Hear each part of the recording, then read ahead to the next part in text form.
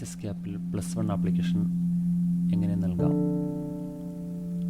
അതിനെക്കുറിച്ചാണ് ഈ വീഡിയോയിൽ പ്രതിപാദിക്കുന്നത്. HSCAP സൈറ്റ് എടുത്തതിന് ശേഷം അപ്ലൈ ഓൺലൈൻ SWS എന്ന ലിങ്കിൽ ക്ലിക്ക് ചെയ്യുക. അപേക്ഷാർത്ഥിയുടെ ജില്ല ഏതാണെന്ന് തിരഞ്ഞെടുക്കുക.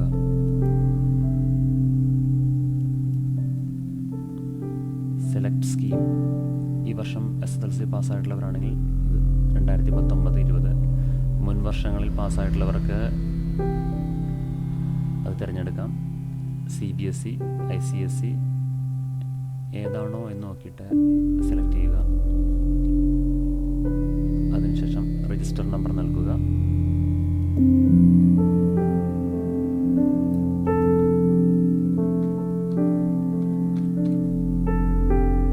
Date of birth,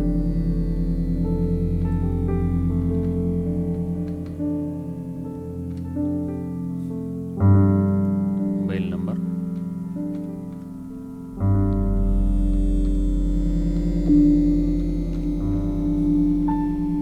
application mode of സബ്മിഷനാണ് ചോദിക്കുന്നത്. സ്വന്തമായാണ് ചെയ്യുന്നതെങ്കിൽ സെൽഫ് നൽകാം. സ്കൂൾ ഹെൽപ്പ് ഡെസ്ക് വഴിയാണെങ്കിൽ അതങ്ങനെ, അതല്ല പുറത്ത് എവിടെയെങ്കിലും ഷോപ്പിൽ ഓൺലൈനാണ് ചെയ്യുന്നതെങ്കിൽ അങ്ങനെ ചെയ്യാവുന്നതാണ്.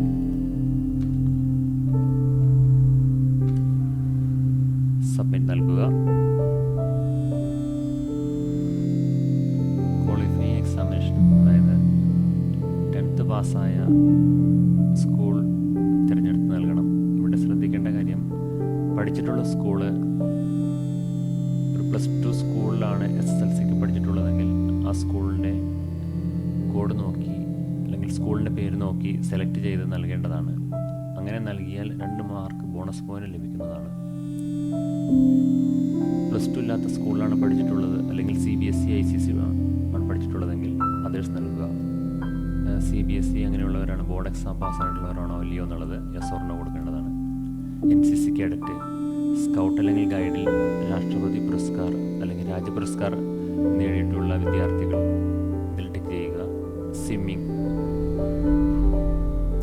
നീന്തൽ അറിവുള്ളവർ ഇതിൽ ടിക്ക് ചെയ്യുക. സ്റ്റുഡൻറ്റ് പോലീസ് കേഡറ്റിലെ അംഗങ്ങളായിട്ടുള്ളവർ ടിക്ക് ചെയ്യുക. ഇവർക്കൊക്കെ 2 മാർക്ക് ബോണസ് പോയിന്റ് ലഭിക്കുന്നതാണ്. എല്ലാവർക്കും തുല്യമായ A+ഓ തുല്യമായ A ഒക്കെ വരികയാണെങ്കിൽ ഈ ബോണസ് പോയിന്റ് വളരെയധികം ഉപകരിക്കും. ഈ ഓൺലൈൻ ആപ്ലിക്കേഷനിൽ ഈ സർട്ടിഫിക്കറ്റ് നമ്പർ, അതോടൊപ്പം തന്നെ സർട്ടിഫിക്കറ്റ് ഇഷ്യൂ ചെയ്ത ഡേറ്റ് ഇതെല്ലാം എൻട്രി ചെയ്യേണ്ടതുണ്ട്. കൈവശമുണ്ടെങ്കിൽ മാത്രം ഇത് നൽകുക. അതോടൊപ്പം തന്നെ എക്സ് സർവീസുകാർ അല്ലെങ്കിൽ എക്സ് സർവീസുകാരുടെ ഡിപ്പെൻഡൻറ്റ് അങ്ങനെയുള്ളവർക്കാണെന്നുണ്ടെങ്കിൽ 3 മാർക്ക് ബോണസ് പോയിൻ്റ് ഉണ്ട്. അടുത്തത് പേഴ്സണൽ ഡീറ്റെയിൽസ് ആണ്. വിദ്യാർത്ഥിയുടെ പേര്, ഫാദേഴ്സ് നെയിം, മദേഴ്സ് നെയിം ഇതെല്ലാം ഓട്ടോമാറ്റിക്കായിട്ട് നമ്മുടെ 10th ഡീറ്റെയിൽസ് വെച്ചിട്ട് SSLC ഡീറ്റെയിൽസ് വെച്ചിട്ട് ഓട്ടോമാറ്റിക്കായിട്ട് വരുന്നതാണ്. CBSE ആണെങ്കിൽ അല്ലെങ്കിൽ ICSE ആണെങ്കിൽ ഇതെല്ലാം എൻട്രി ചെയ്ത് കൊടുക്കേണ്ടതാണ്. അതോടൊപ്പം തന്നെ ശ്രദ്ധിക്കേണ്ട കാര്യങ്ങൾ, പേര് ഇനീഷ്യലുണ്ടോ, ചിലപ്പോൾ ഇനീഷ്യലായിരിക്കാം, അതെല്ലാം നമ്മളുടെ കൃത്യമായ വിവരങ്ങൾ നൽകുക. അതേപോലെ തന്നെ കാസ്റ്റിൽ എന്തെങ്കിലുമൊക്കെ വ്യത്യാസങ്ങളൊക്കെ വന്നിട്ടുണ്ടെങ്കിൽ അതെല്ലാം ശ്രദ്ധിച്ച് കൃത്യമായിട്ട് നൽകുക. ചിലപ്പോൾ തെറ്റുകൾ സംഭവിക്കാം. സ്കൂളിൽ കൊടുത്തിരുന്ന ഡീറ്റെയിൽസ് പ്രകാരം എന്തെങ്കിലും മിസ്റ്റേക്കുകളുണ്ടെങ്കിൽ അതെല്ലാം തിരുത്തി നൽകാവുന്ന അവസരമാണ്. ഫാദേഴ്സ് നെയിം എന്തെങ്കിലും ഇനീഷ്യൽ ചേർക്കാനുണ്ടെങ്കിൽ ആധാർ നമ്പർ അത് കൃത്യമായിട്ട് നൽകുക. അടുത്തത് എക്സ്ട്രാ കരിക്കുലർ ആക്ടിവിറ്റീസ് ആണ്. WGPA തുല്യമായതിനു ശേഷം പരിഗണിക്കുന്ന കാര്യങ്ങളാണ് എക്സ്ട്രാ കരിക്കുലർ ആക്ടിവിറ്റീസ്. അതോടൊപ്പം തന്നെ കോ കരിക്കുലർ ആക്ടിവിറ്റീസ്, ബോണസ് പോയിൻറ്റും അതുപോലെ SSLCക്ക് കിട്ടിയിരിക്കുന്ന മാർക്കും തിരഞ്ഞെടുത്തിരിക്കുന്ന സബ്ജക്റ്റ് കോമ്പിനേഷന് പരിഗണിക്കുന്ന സബ്ജക്റ്റുകളുടെ മാർക്കും എല്ലാം കണക്കിലെടുത്ത് WGPA കണക്കാക്കിയതിന് ശേഷം ടൈ വന്നു കഴിഞ്ഞാൽ എക്സ്ട്രാ കരിക്കുലർ ആക്ടിവിറ്റീസ് കിട്ടിയിരിക്കുന്ന ഈ പോയിന്റുകൾ കണക്കാക്കും. അതിനുശേഷം വീണ്ടും തുല്യത വന്നു കഴിഞ്ഞാൽ കോ കരിക്കുലർ ആക്ടിവിറ്റീസ് നോക്കും. ഇങ്ങനെയാണ് മുൻഗണന. ബോണസ് പോയിന്റ്, അതിനുശേഷം എക്സ്ട്രാ കരിക്കുലർ ആക്ടിവിറ്റീസ്, അത് കഴിഞ്ഞ് കോ കരിക്കുലർ ആക്ടിവിറ്റീസ്. സ്പോർട്സിൽ പാർട്ടിസിപ്പേഷൻ സ്റ്റേറ്റ് ലെവലുണ്ടെങ്കിൽ 1, 2 അങ്ങനെ കൊടുക്കും. സ്റ്റേറ്റ് ലെവലിൽ എത്ര പ്രൈസാണ് കിട്ടിയിരിക്കുന്നത് അതനുസരിച്ച് നമ്പേഴ്സ് കൊടുക്കാം. അതുപോലെ ഡിസ്ട്രിക്റ്റിൽ ഫസ്റ്റ് കിട്ടിയിട്ടുണ്ടെങ്കിൽ, സെക്കൻഡ് കിട്ടിയിട്ടുണ്ടെങ്കിൽ, തേർഡ് എത്ര തേർഡ് കിട്ടിയിട്ടുണ്ട് എന്നുള്ളത് പാർട്ടിസിപ്പേഷൻ ആണെങ്കിൽ പാർട്ടിസിപ്പേഷൻ കൊടുക്കുക. അതുപോലെ തന്നെ യൂത്ത് ഫെസ്റ്റിവലിൽ സ്റ്റേറ്റ് ലെവലിൽ എത്ര കിട്ടിയിട്ടുണ്ട്, ഡിസ്ട്രിക്ട് ലെവലിൽ A grade, B grade, C grade participation ആണെങ്കിൽ അങ്ങനെ അതിൻ്റെ എണ്ണം കൊടുക്കാം.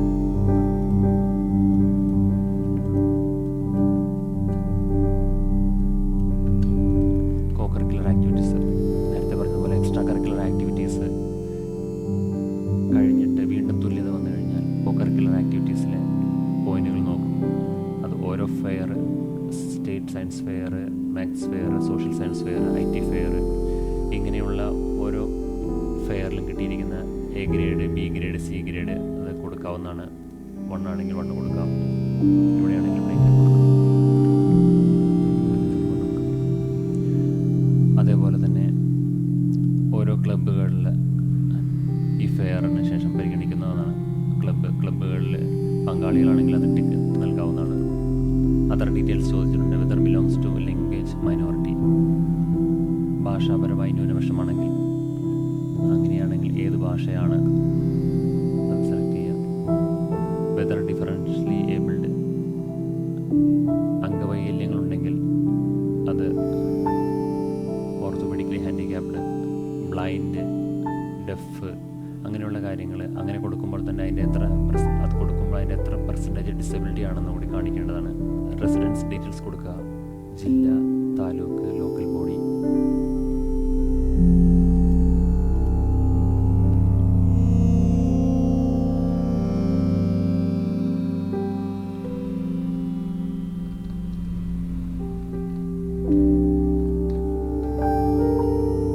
എല്ലാം വെരിഫൈന് ശേഷം സബ്മിറ്റ് ചെയ്യാവുന്നതാണ്. അപേക്ഷൻ്റെ 10th സ്റ്റാൻഡേർഡിൽ കിട്ടിയിരിക്കുന്ന ക്വാളിഫയിങ് എക്സാമിൽ ലഭിച്ച ഗ്രേഡുകളാണ് ഇവിടെ ഈ വിൻഡോയിൽ കാണിച്ചിരിക്കുന്നത്. ഇത് SSLC പഠിച്ച വിദ്യാർത്ഥിയുടെ രജിസ്റ്റർ നമ്പർ കൊടുത്തു കഴിയുമ്പോൾ അത് ഓട്ടോമാറ്റിക്കായിട്ട് വരുന്നതാണ്. ജസ്റ്റ് ഒന്ന് ചെക്ക് ചെയ്തേക്കുക. അതേപോലെ CBSE, ICSE ഉള്ളവർക്ക് ഗ്രേഡ് സെലക്ട് ചെയ്ത് കൊടുക്കേണ്ടതായിരിക്കും.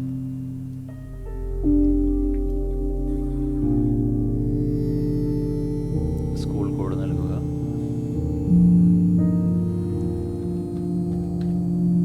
ടാബ് പ്രസ് ചെയ്ത് കഴിഞ്ഞാൽ സബ്ജക്ട് കോമ്പിനേഷൻ കോഡ് താഴെ കാണിക്കുന്നതാണ്. സബ്ജക്ട് കോമ്പിനേഷൻ കോഡ് സെലക്ട് ചെയ്തിട്ട് സേവ് കൊടുക്കുക.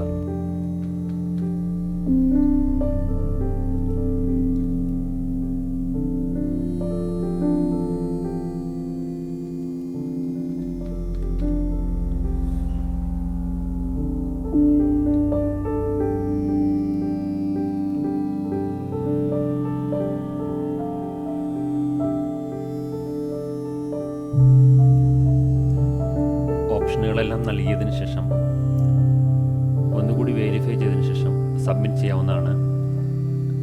ഒരു കാര്യം പ്രത്യേകം ശ്രദ്ധിക്കുക, മാർക്ക് കുറവുള്ള വിദ്യാർത്ഥികൾ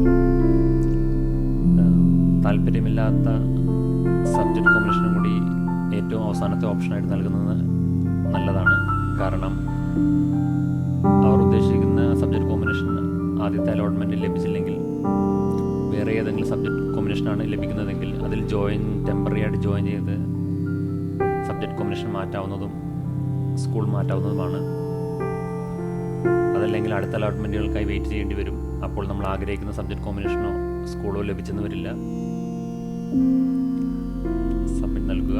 ഡിക്ലറേഷൻ ടിക്കിട്ടതിന് ശേഷം ഫൈനൽ കൺഫർമേഷൻ നൽകാവുന്നതാണ്. ഓൺലൈൻ ആപ്ലിക്കേഷൻ്റെ പ്രിൻ്റബിൾ ഫോർമാറ്റ് ഡൗൺലോഡ് ചെയ്തെടുക്കാവുന്നതാണ്. ഇത് സ്കൂളിൽ സബ്മിറ്റ് ചെയ്യേണ്ട കാര്യം